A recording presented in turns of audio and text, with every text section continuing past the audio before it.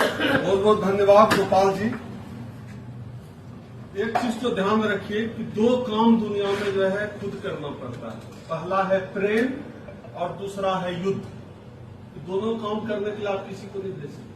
अगर आपको किसी से प्रेम है तो आपको खुद करना पड़ेगा, और जो युद्ध है वो आपको खुद करना पड़ेगा। हम प्रेम की तुलना अभी युद्ध से इसलिए कर रहे हैं, तमाम लोगों का ज्यादा जो है लोग सुनने का भी कैपेसिटी होता है, इसलिए बिना भूमिका के सीधे हम मुद्दे की बात कर रहे हैं। युद्ध की बात इसलिए कर रहे हैं कि हम एक ऐसे जमाने में खड़े हैं, एक ऐसे दौर में खड़े हैं, बीच में खड़े हैं। इस तरफ जो है मनुस्मृति है और इस तरफ जो है बाबा साहब डॉक्टर अम्बेडकर का संविधान, और हम बीच में खड़े हैं। तय करने का समय है कि आप उधर हैं कि उधर हैं। भाई साहब ने जो पार्षद महोदय है मेरे ध्यान से हट रहा है, उसके लिए क्षमा चाहते हैं। हम इनकी बहुत बातों से सहमत हैं, बहुत बातों से सहमत नहीं है, और ऐसा होना भी चाहिए। आप भी, हम जो अभी बात कर रहे हैं, हम बिल्कुल चाहते हैं कि आप लगभग मेरे हर बात से आप असहमत होइए, क्योंकि जब आप असहमत होंगे तब आपके अंदर भी सवाल आएगा, और जब सवाल आएगा तब जवाब आएगा उसका। अब मेरा छोटा भाई अभय बहुत कमाल की बात कही उसने, हम भी असहमत हैं। आपने कहा, अशोक जी ने कहा कि इसकी बात का जवाब देंगे, आपके अंदर उदय गुण है, तो हम कोशिश करते हैं उसकी बात का भी जवाब दे दें। व्यक्ति कभी महत्वपूर्ण नहीं होता है, विचार महत्वपूर्ण होता है। इस बात को याद रखना है हमें। हम लोग व्यक्ति महत्वपूर्ण नहीं है। कहने को तो जो प्रधानमंत्री इस देश का है वो कहता है कि हम ओबीसी, लेकिन अगर वो ओबीसी है तो मंडल कमीशन की सिफारिशों को लागू क्यों नहीं करवा रहा? अगर वो ओबीसी है प्रधानमंत्री इस देश का, तो जाति जनगणना क्यों नहीं करवा रहा है? जाति के हिसाब से जिसकी जितनी आबादी है उसकी भागीदारी हो, इस देश का SC ST OBC समाज इस लड़ाई को लड़ रहा है, तो क्यों नहीं नरेंद्र मोदी करवा दे रहा है? व्यक्ति महत्वपूर्ण नहीं है, विचार महत्वपूर्ण है।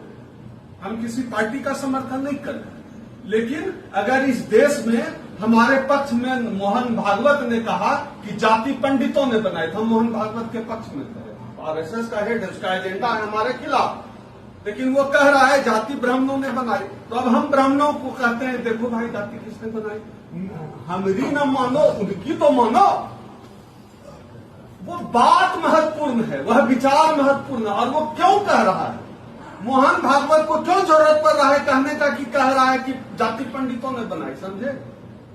वो आप बॉन्सेप की मीटिंग में बैठ रहे हैं, आप अपने विचारधारा को फैला रहे हैं, यही एक बात मोहन भागवत को मजबूर कर रहा है। UGC के पक्ष में मोहन भागवत का बयान आ रहा है, क्यों? Mohan Bhagwat SC ST OBC के पक्ष में है क्या? आपका विचार फैल रहा है, क्या विचार फैल रहा है? पूरे आप धनबाद में UGC नियमावली गाइडलाइंस के सपोर्ट में आप खड़े हैं। आप क्या ये मामूली बात समझ रहे हैं क्या? यहाँ जो 20 लोग बैठे हैं और तमाम लोग कह रहे हैं 20 लोग नहीं आए, 50 लोग, अरे महत्वपूर्ण नहीं है भाई। जो लोग नहीं आए उनकी बात करके आप जो लोग आ गए उनका अपमान कर रहे हैं। जो लोग आए वह जरूरी है, और आप लीडर हैं। आप जहां खड़े होते हैं 20-50 लोगों में आपकी बात सुनी जाती है, कही जाती है। ये कोई पब्लिक रैली नहीं हो रहा है, हम वोट लेने देने नहीं जुटे हैं यहाँ पर। यह इंटेलेक्चुअल्स मीटिंग है, और अब जो यहाँ बात होगी यहां से बातें फैलेगी। आप रैली में लोग आते हैं, भीड़ में बात गई खत्म होगी, कौन आपकी बात को फैला देता है? तो इंटेलेक्चुअल्स मीटिंग है। मैं हमेशा इस बात के खिलाफ रहता हूं कि मीटिंग में आए हैं तो इतने लोग नहीं आए। अरे जो आए उनका सम्मान आप करिए ना, जो नहीं आए उनकी बात क्यों कर रहे हो? जो आ गए उनका भी अपमान है। जितने लोग आए हैं हम सबको जानते हैं, लगभग जितने इंटेलेक्चुअल हैं हम लगभग लोगों से मिले हुए हैं, जुड़े हुए हैं, सबको जानते हैं।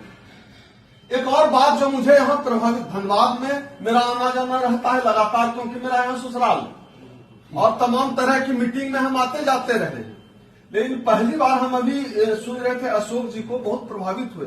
हमने पार्षद जी को सुना, बहुत प्रभावित हुए। मतलब कितनी गहरी, और रामसेवक जी जो बात कर रहे थे बहुत महत्वपूर्ण बात कर रहे थे, लेकिन एक निराशा और अवसाद भी कहीं कहीं कि समाज से थोड़ा नहीं मिलता है उस तरह का रिस्पॉन्स। लेकिन हम इस बात को बिल्कुल नहीं मानते। समाज आपको 100 देता, आप आइए तो फ्रंट पे लीडर। धनबाद में दलित लीडरशिप है ही नहीं। हम तो राजनीति की बात नहीं करेंगे, क्योंकि राजनीति की एक सीमा होती है। राजनीति की, भाई साहब ने राजनीति की सीमा समझाई कि मेरी पत्नी को मंदिर घुसा, सीमा है राजनीति। सामाजिक आंदोलन की सीमा नहीं है। हम सीमाओं से पार जाके सामाजिक आंदोलन करते हैं। और भाई साहब माफ करिए, चोरी चोरी चुपके चुपके प्यार होता है, लड़ाई और युद्ध नहीं होता है। हम लड़ने निकले। बाबा साहब डॉक्टर अंबेडकर नागपुर के दीक्षा भूमि में मंच पे खड़े होकर 22 प्रतिज्ञा ले रहे थे, हम हिंदू धर्म को नहीं मानेंगे। लड़ाई चोरी चोरी नहीं होता, आप लड़ने निकले, युद्ध है ये। जो हमारे बाप दादा ने सहा है, उसका जो गुस्सा है ना, उसका युद्ध है, बराबरी की लड़ाई है। बाबा साहब ने अपने बच्चों की कुर्बानी दी है, उसका हिसाब लेने का समय है। जो संविधान है हमारा, बहुत लोग हाथ में भी लेके घूमते हैं, लेकिन उस संविधान के असली वारिस है हमारे बाप डॉक्टर अंबेडकर ने लिखा है हमारे लिए। जानवर से बदतर थे, सुअर और कुत्ते से बदतर थे, एक किताब आई और सब कुछ बदल दिया। बहुत लोग कहते हैं महेश जी ने जितना कड़ा धर्म को लेकर कहा, हम तो धर्म को लेकर हम कड़ा कहते, लेकिन इतना कड़ा हम नहीं कह पाते जितना महेश जी ने कहा अभी। इस बात को, वो गुस्सा है, कोई हमारे ऊपर मूर्ख दे रहा है क्योंकि हम यादव हैं, कोई हमारे ऊपर थूक दे रहा है क्योंकि हम दलित हैं। इसका गुस्सा कहां जाएगा? दब के, छुपा के। माफ करिएगा भाई साहब, हमने देखा है इनके भगवानों को, इनका कितना लाख भगवान बताते हैं पता नहीं, एक चपरासी बनाने की औकात नहीं है।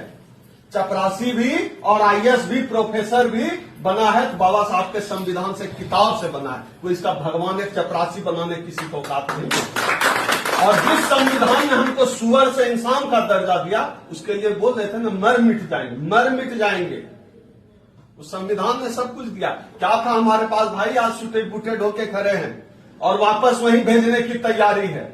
आप समझिए, अभी अशोक जी ने कहा, मुझे वह बात मैं वहीं से शुरू करता जो अशोक जी कह रहे थे कि आप जब भेदभाव ही नहीं करते तो आपको भेदभाव वाले कानून से डर क्यों लगता है? डर क्यों लगता है?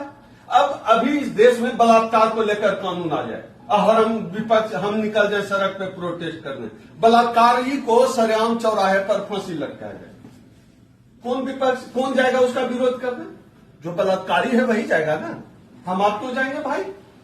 जो बलात्कार, तो अगर कोई भेदभाव के खिलाफ कोई कानून आया है तो आप उसके खिलाफ, इसका मतलब आपके मन में चोर है, आप करते हैं भेदभाव। जो हम कह रहे हैं वह बात तो साबित होती है। यही बात अशोक जी कह रहे थे, मुझे वह बात बहुत महीन बात पे मेरी नजर रहती है। इतने वक्ताओं को, हम हर वक्ता को गौर से सुने, महीन बात पे मेरी नजर रहती है। तो बहुत महीन बात है ये कि आपके मन में चोर नहीं है तो आपको डर किस बात का है? और ये कोई लड़ाई 10 मिनट की लड़ाई नहीं है, ये यूजीसी तो बहाना है, आप समझिए, यह बहाना है। आप देखिए कि यूजीसी इतना पावरफुल है कि प्रधानमंत्री जिसको हिंदू हृदय सम्राट कहते थे, तेली कहने लगा उसको। आप समझिए, हिंदू हृदय सम्राट से सीधा तेली हो गया। ये इतना ताकतवर है क्योंकि उनको पता है यह लड़ाई कोई के कानून के लिए है ही नहीं, ये यूजीसी एक्ट के लिए लड़ाई है ही नहीं। उनकी लड़ाई किस बात से है कि जिस एक्ट के दायरे में अब तक शेड्यूल कास्ट आता था, अब ओबीसी भी आ गया। ओबीसी भी आ गया। क्यों आ गया? क्योंकि ओबीसी के माथा पर मुता जाने लगा, वो ओबीसी सवाल पूछ रहा है। गोपाल जी कल तक जय श्री कृष्णा करते थे, अब जय भीम करने लगे। ये बदलाव वहां से आया है। और यह भाई साहब बहुत जरूरी कॉल हो जिनका, तो आप कृपया चले जाएं। सब बाकी लोगों को कोई गलती नहीं, प्लीज सब लोग फोन पे एकदम प्लीज, सब लोगों का समय महत्वपूर्ण। अब लीक टूट जाता है। अब जो है, एक बार हमसे किसी ने पूछा, देश के बड़े नेता से, हम राहुल गांधी के साथ थे, वो हमसे पूछे कि डॉक्टर साहब ये शेड्यूल कास्ट तो समझ जाता है, ओबीसी का ही नहीं समझता है। हम बोले अच्छा, पेरियार कौन? ओबीसी। ज्योतिबा फुले कौन? ओबीसी। सावित्रीबाई फुले कौन? ओबीसी। ललई सिंह यादव पेरियार कौन? ओबीसी। जगदेव बाबू कुशवाहा कौन? ओबीसी। सब ओबीसी। और उसको मान कौन रहा? अपने कैलेंडर पे जगह कौन दे रहा है? Schedule caste. शेड्यूल कास्ट उसको कैलेंडर पे जगह दे रहा है। ओबीसी का भगवान कौन? डॉक्टर। शेड्यूल कास्ट का भगवान कौन? डॉक्टर अंबेडकर। ओबीसी का भगवान कौन? राम और कृष्ण। यही बेसिक अंतर है। अंधविश्वास पे तो बात नहीं करेंगे, कैसे होगा काम? अभी थोड़ी देर पहले मैंने ट्वीट किया लालू प्रसाद यादव जी की फोटो लगाकर, मेरे नायक आदरणीय लालू प्रसाद यादव जी, और हम कई यादवों के मुंह से उनको चराचोर कहते सुने। आप तय नहीं कर पा रहे हैं। आप तय नहीं कर पा रहे हैं कौन आपका हीरो है, कौन आपका नायक है, कौन आपका आराध्य देव है। हमारा नायक कभी भी होगा तो आदरणीय लालू प्रसाद यादव होंगे हमारे नायक, और कोई गुरेज नहीं। हम यादव जाति से आते भी हैं तो पासवान है। हम रामविलास जी को जो है नहीं मानते हैं जितना लालू जी को मानते हैं। लालू यादव मेरे हीरो है। और समाज को, जो जातियों में जो बटा हुआ समाज है, इन सीमाओं को तोड़ना पड़ेगा। अभी एक उदाहरण देते हैं, ये जो बिहार चुनाव चल रहा था, हम नवादा से गुजर रहे थे, एक हमारे साथ पत्रकार मित्र थे Ved Prakash, the activist channel है, हम दोनों साथ थे। तो एक जगह रुके हम लोग कचौरी जिलेबी खाने, तो वेद पूछा कि कौन इधर से निकलेगा, बोला कि किसी का नाम बताया। बोला कौन जात हो, बोला कि अरे तो यादव जी थे। बोले तो जीत थे। बोला इधर पासी किधर वोट जा रहे हैं लोग, बोला कि पासी वोट कहा तो हरकार पे मारवे कहां जीते। अब समझिए, यादव समाज का लोग दलित के बाद, और ये समाज में है क्या। तो इस दूरी को कैसे खत्म किया जाए।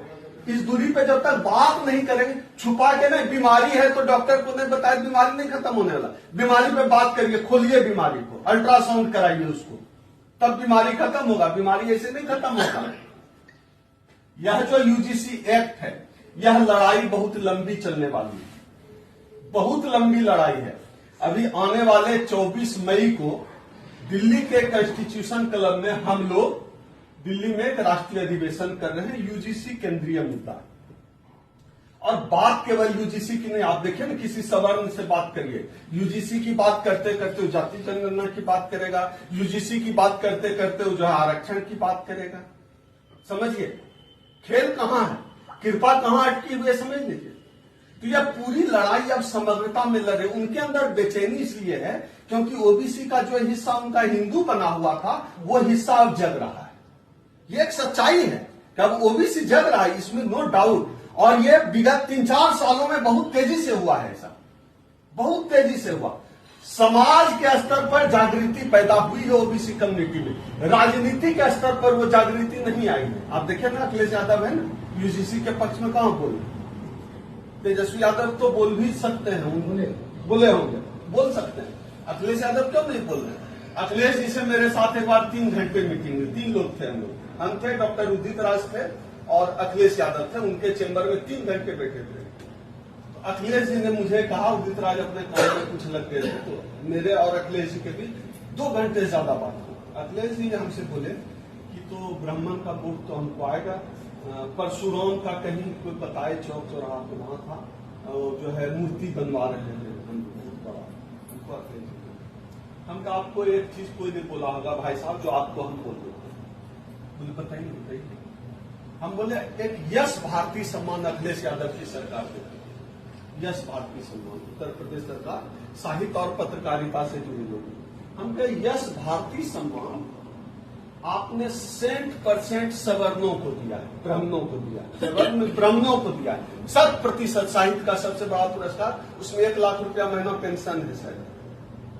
हम बोले आपने जितने लोगों को यश भारती सम्मान दिया है, आप सबका सोशल मीडिया अपने टीम से खोजवाइए। हर आदमी आपको, जिसको आपने यश भारती सम्मान दिया है, जो आपका हर महीने पेंशन उठाता है, आपको टोटी चोर लिखा है। अखिलेश यादव का मुंह फक से रह गया। एक विनय सिंह है, एमएलसी है, मेरे दोस्त है विनय, डॉक्टर साहब जो कह रहे क्रॉस चेक करके मेरे टेबल पे लिस्ट होनी चाहिए। फिर उसके बाद जो अखिलेश जी से बात हुई, खैर वो इश्यू हमारा नहीं, लेकिन हम एक उदाहरण दे रहे हैं कि यह जो भ्रम है हम लोगों के भीतर। आपको कितना राजपूत वोट दिया होगा आपको तो पता हो, कितना भी आप मंदिर चले, कितना ब्राह्मण वोट दिया होगा पता। ये समाज का एक सच है जो हिंदू मुस्लिम का नकली लड़ाई में हम लोगों को उलझा दिया। नहीं, नकली लड़ाई बनाया हिंदू मुस्लिम का। असल लड़ाई क्या है वो तो यूजीसी एक्ट आया तक पता चला कि हिंदू मुस्लिम का कोई लड़ाई ही नहीं है भाई। यहां तो लड़ाई है जाति का, यहां तो लड़ाई है बैकवर्ड फॉरवर्ड का। असली लड़ाई तो ये है, तो नकली लड़ाई था। और दलितों को समझा देता है हिंदू है, ओबीसी को समझा देता है हिंदू है। बाबा साहब डॉक्टर अंबेडकर जब चारदार आंदोलन कर रहे थे, उनके साथी लौट रहे थे आंदोलन करके, उनके ऊपर इन्हीं हिंदुओं ने हमला कर दिया, सवर्णों ने। आसपास मुसलमान बस्ती है, मुसलमानों ने अपने घर में शरण लिया। हम पानी पीने के, आपने हमको पानी नहीं पीने दिया। और जब पानी पीने की लड़ाई हम लड़ रहे थे तो आपने मेरे ऊपर अटैक किया और हमको शरण दिया मुसलमानों ने। और जो है हमारा दुश्मन जो है मुसलमान, मतलब हम लोग गधा हैं, इसका मतलब तो हिंदू मुस्लिम का तो नहीं पता, गधा तो जरूर है अगर हम उसकी बात मान लेते हैं। ये जो लोग सत्ता में बैठे हुए, अभी हम देख रहे थे 56 केंद्रीय विश्वविद्यालय है देश में, उसमें 45-46 जो है सवर्ण वाइस चांसलर है, हमरे जात का प्रोफेसर नहीं हो सकता। जेएनयू जैसे विश्वविद्यालय में एक भी ओबीसी प्रोफेसर नहीं, एक भी नहीं। सुप्रीम कोर्ट का चीफ जस्टिस ऑफ इंडिया, आप बताइए अशोक जी, या ओबीसी समाज के जितने लोग हैं, पूरा सदन बताए कितना chief justice of India OBC का हुआ है, जिस ओबीसी का आबादी 65-70% कितना हुआ बताइए, तो बताइए। ना के बराबर नहीं हुआ, जीरो नहीं है। इस देश में 70% आबादी है ओबीसी की, चीफ जस्टिस ऑफ इंडिया एक भी ओबीसी नहीं हुआ है। अभी हम जगह पे आ रहे हैं, चीफ जस्टिस ऑफ इंडिया एक भी ओबीसी नहीं हुआ। ओबीसी टीवी में एंकर का वो दिखता भी आपको, एक दीपक चौरसिया था, उनके एजेंडे काम करने वाला, और कोई ओबीसी दिखा किसी क्या नहीं है, नहीं है कोई एंकर। शाम को हम लोग 9 बजे इतना बड़ा मुंह खोल के टीवी देखते हैं ना, तो कितना ओबीसी दिखता, थोड़ा बंद कर दीजिए प्लीज, म्यूट करिए।